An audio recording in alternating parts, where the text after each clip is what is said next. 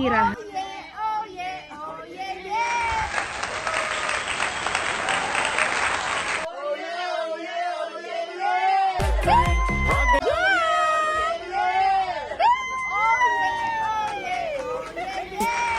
Maganda, wala akong masabi. Siyempre, yung accommodation sa amin, 101%.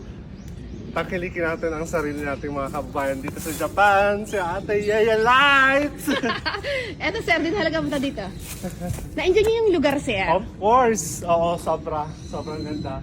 So, siyempre compared to the city, mas maganda dito sa ganitong nature kasi I'm a nature lover.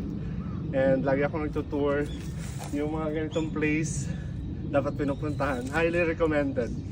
Thank you so much. Yeah. Thank you po. Ingat po kayo mga kapatid. Punta na kayo sa Yeye Lights Homestay. Oh yeah, oh yeah, yeah. Oh yeah, oh yeah, yeah. Oh, Oh yeah, oh yeah, oh yeah, yeah.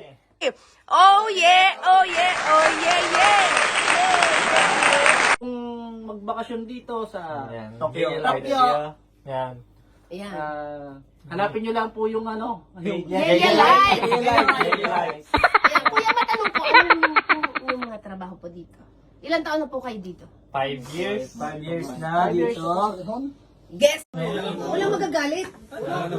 Ayan. Ang babait